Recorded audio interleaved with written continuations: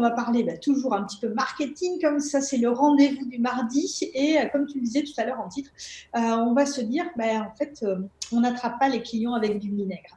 Pour attraper les clients, il faut qu'à un moment donné, il y ait quelque chose qui soit, on pourrait dire, séduisant. Mais vous allez voir que la séduction, c'est pas forcément une fille dans une tenue légère. Hein, c'est ce qu'on a vu dans les années 80. Je pense qu'aujourd'hui, on est passé bien au-dessus. Et on va voir les choses un peu différemment. Alors, dans les rubriques précédentes, ce que je vous disais, ce qui est important, c'est de bien connaître son client pour savoir exactement de quoi il a besoin. Et donc, l'objectif, c'est d'arriver à l'interroger pour connaître sa problématique, ses besoins. Et comme j'ai travaillé sur la notion de vinaigre, aujourd'hui, je vais vous parler de moutarde et je vais vous projeter. Vous avez bien aimé la notion de l'exemple concret avec Apple la semaine dernière. Donc là, on va faire un exemple concret. On ne va pas parler de vinaigre, mais on n'est pas très, très loin. On va parler de moutarde. Et je voudrais que vous vous imaginiez un samedi de course. Alors bon, on était en phase de confinement, donc les courses n'avaient pas tout à fait la même saveur. Mais quoi qu'il arrive, vous n'avez plus de moutarde à la maison, vous êtes devant le rayon, et là, quelle moutarde choisir? Et ce qui est intéressant dans cet exemple de la moutarde, c'est que la moutarde, c'est un achat qui n'est pas impliquant. Potentiellement, le prix il reste anecdotique. Le goût, bon, fort, pas fort, mais que vous achetiez Amora ou Maille, ça reste anecdotique. Donc, c'est assez intéressant de voir quelle va être la problématique du client par rapport à cette spécificité. Et là, on se rend compte que finalement, sa problématique, c'est il est devant un rayon, et il a envie de passer le moins de temps possible.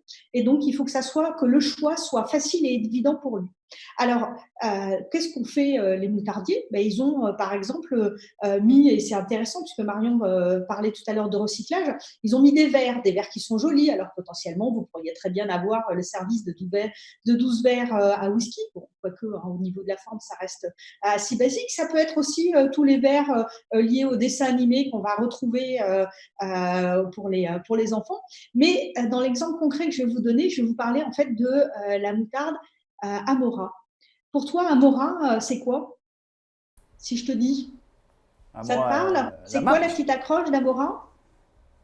Moi, j'avais Amora. Oui, bah, je vois le logo rouge là, immédiatement. Donc Sinon, Amora, eux, ils ont joué par l'amour du goût. ah, c'est ça.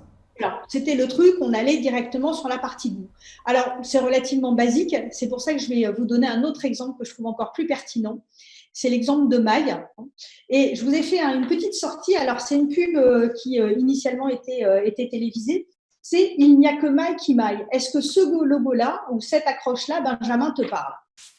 Oui, je l'ai fait. Enfin, j'ai failli te le sortir. Je voulais pas cramer la suite, mais elle reste. Ça reste. Exactement. Et alors, qu'est-ce qui est intéressant en fait dans cette accroche-là? Il n'y a que Maille qui maille. C'est quand vous êtes dans un rayon de supermarché. Pourquoi aller chercher midi à 14 heures? Pourquoi faire un autre choix? Puisque de toute façon, il n'y a que Maille qui maille. Voilà. Et c'est là, en fait, tout l'enjeu, c'est comment d'aller sortir une problématique d'un client qui est de pas envie de faire un choix, envie d'avoir quelque chose qui soit extrêmement facile, qui soit pratique et tout. Et derrière, en fait, une accroche qui va permettre dans le cerveau de tout de suite aller droit au but. Et là, on va être vraiment dans forcément, le choix que je dois faire, c'est Maille, parce que je sais pertinemment que Maille, c'est la moutarde qui va m'aller à moi. Voilà, c'était la petite chronique du jour. Ok. Et alors, si on veut aller un peu plus loin, parce qu'il nous reste un tout petit minute, euh, Ouais, je suis une entreprise. oui. Comment je transfère ce que tu viens de me dire là? C'est-à-dire comment je me positionne? Enfin, comment je fais ça là? Eh bien, alors concrètement, c'est vraiment ça. Le premier enjeu, c'est d'arriver à aller interroger à peu près 5 clients en posant des questions qui vont être des questions assez ciblées sur aujourd'hui, en fait, quel est votre besoin, qu'est-ce que vous souhaitez faire avec ce produit-là. Donc, plutôt d'aller chercher, en fait, sur l'expérience utilisateur. Hein, on en a parlé la dernière fois, l'émotion, elle est hyper importante par rapport au produit. Et une fois qu'on a identifié réellement quelles sont leurs problématiques et leurs besoins, on va se dire c'est sur ce point-là qu'on va travailler. Aujourd'hui, si on prend l'exemple de la Flex TV et notamment de cette notion de pause café, Je pense que les gens n'ont pas forcément besoin de connaître initialement quels sont en 120 minutes chrono, comment je fais pour éduquer mon cerveau ou comment je vais faire un CV. Ça, c'est des choses qu'on pourrait aller chercher à n'importe quel moment. Pourquoi aujourd'hui Flex TV, ça fonctionne? C'est parce qu'on a créé un rendez-vous et que ce rendez-vous, en fait, il parle, il crée de l'émotionnel. On sait qu'on va y trouver pas mal de choses. C'est finalement comme une boîte à outils. Et là, on a résolu à la fois une problématique qui était la problématique du client de je n'ai pas en fait 3 heures à passer tous les jours sur une web TV pour avoir des informations X ou Y. Donc le format extrêmement court d'une demi-heure avec des rubriques qui sont entre 4-5 minutes fonctionne très très bien parce qu'on va droit au but.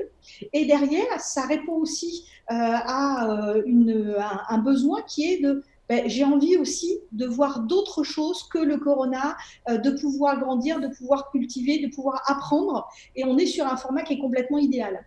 Donc potentiellement, le produit, la manière dont il a été conçu, et au début, on était sur un format beaucoup plus long. Tu vois, le fait d'avoir réfléchi et interrogé en fait tes clients, fait les retours consommateurs, tu t'es rendu compte que ce format-là, il n'était peut-être pas assez approprié, qu'il y avait peut-être quelque chose de plus punchy à faire. C'est tout à fait en fait cette notion-là on interroge le client et à partir de lui, à partir de son expérience, on va réajuster le produit.